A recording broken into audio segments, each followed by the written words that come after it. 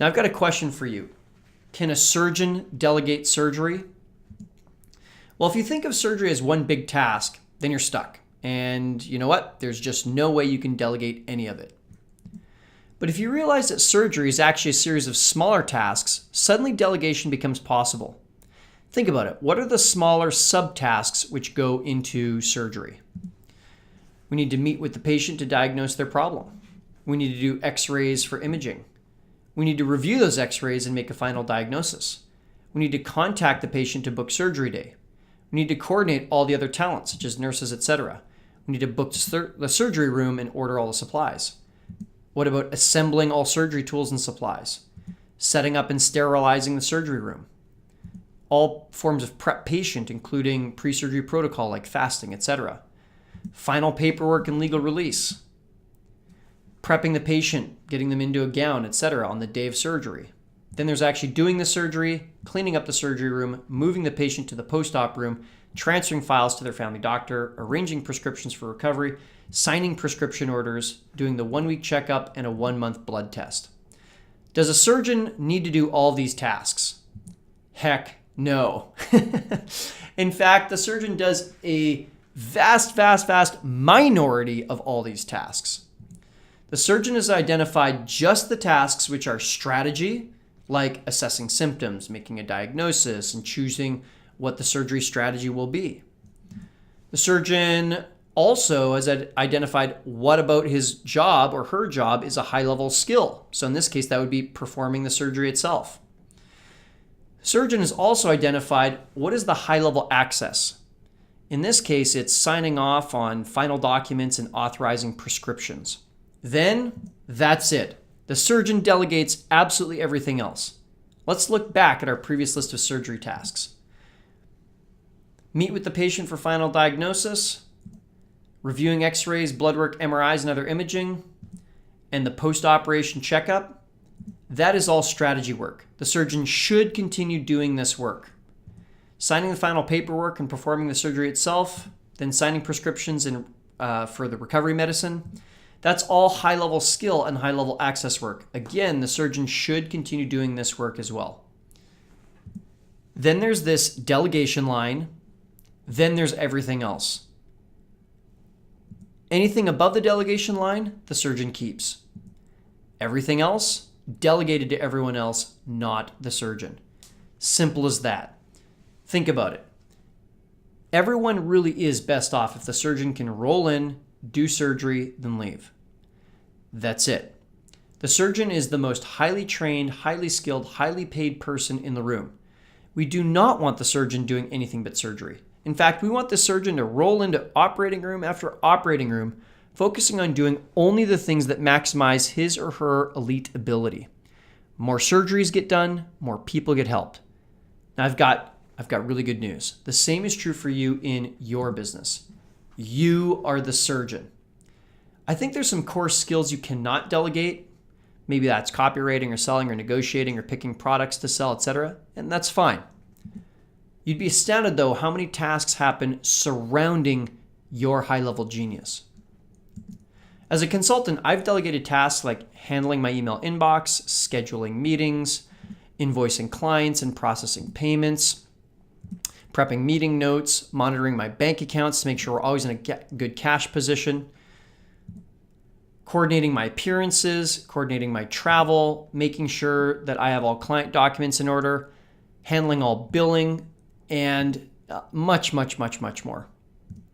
Our client, Allison Perrier, who's both a business coach and a podcaster, so her business is different than mine, has made incredible progress in such a short period of time. In her first 9 months with her assistant, Allison has delegated tasks like her email inbox, scheduling meetings and appointments, monthly financial review to catch past due payments Allison is owed, keeping Allison's CRM, so she uses ConvertKit, whereas my company we use Infusionsoft, to keep that CRM up to date with customer contact information, uploading video recordings to the members only area, and editing handouts and homework for students. For her podcast and blog, Allison has delegated all guest scheduling and management, such as getting guest bios and headshots coordinated, as well as editing episode transcripts, making marketing assets for social media like images, episode announcements, and maintaining moderating comments on Allison's blog. And she's delegating more and more with each passing month. Best of all, she did it all following the method I'm teaching you today, starting with just a few tasks and building her assistant's abilities a little more each week. A third example, and a very different business again, is with our client Tyler Wagley. He's an Amazon seller, and he's made some colossal progress. After initially struggling to get started with his great assistant, one day it all clicked and Tyler started delegating nonstop. In just 1 month, Tyler delegated tasks like customer service, reconciling shipments, calling Seller Central, creating coupons, adding new products to Amazon, and managing lightning deals. Submitting lost inventory disputes to Amazon, his own email inbox, uploading content to listing backend, keyword research, monitoring keyword rank, and so much more. He's now saving dozens of hours per month. Tyler says, "You know what? I never realized how much little stuff was sucking up my time every week. It was just like Tim says, death by 1,000 paper cuts. None of the tasks I've delegated are hard. They're just time consuming. Once I could see all these little tasks I was doing, it wasn't that hard to get them handed off to my assistant. I'm so relieved." Like the surgeon, we need someone else to be teeing things up for you so you can walk in, knock it out of the park, then move on to the next thing.